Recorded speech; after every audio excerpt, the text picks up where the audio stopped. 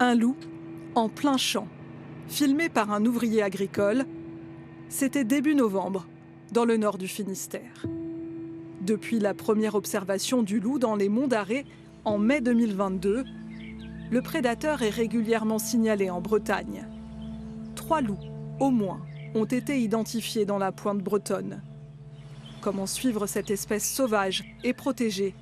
C'est notre question d'ici.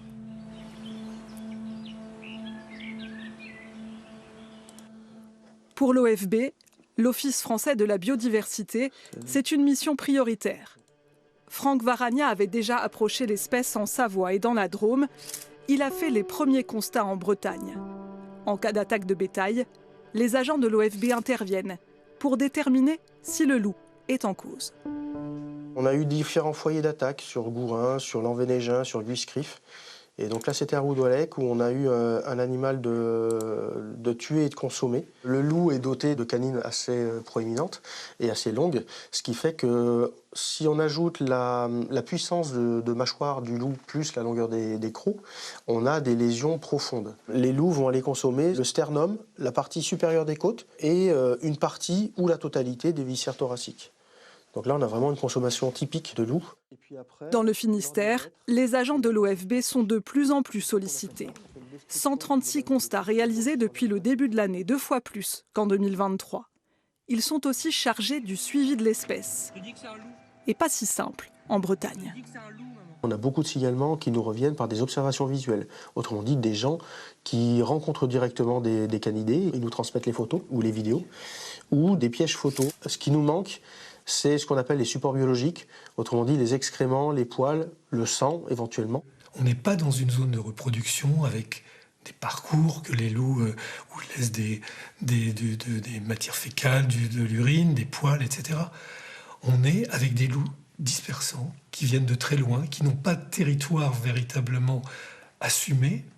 Et récupérer du matériel génétique, c'est un hasard extraordinaire quand on arrive à le faire. Extraordinaire, mais pas impossible. En avril dernier, cet ancien vétérinaire, membre du groupe Loup Bretagne, réussit à obtenir ces quelques poils, juste après le passage de ce loup à Quérien dans le sud Finistère.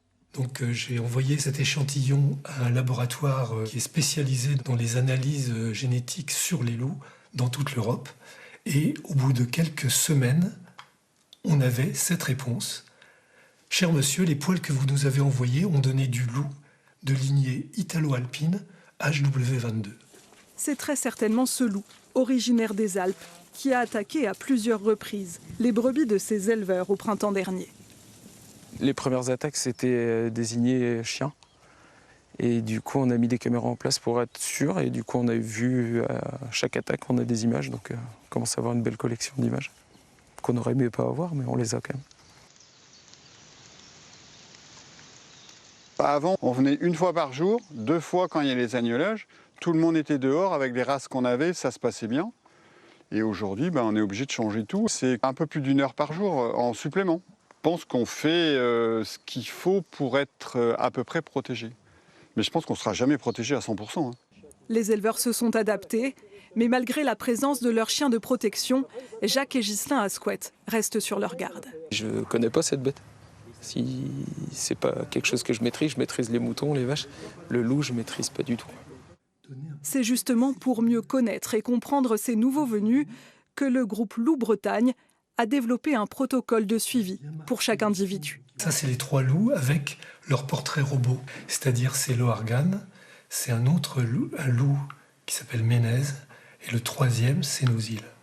On est parti de l'idée que c'était ce qui manquait le plus, la connaissance sur cette espèce qui a disparu pendant plus d'1 siècle. Maintenant, elle revient.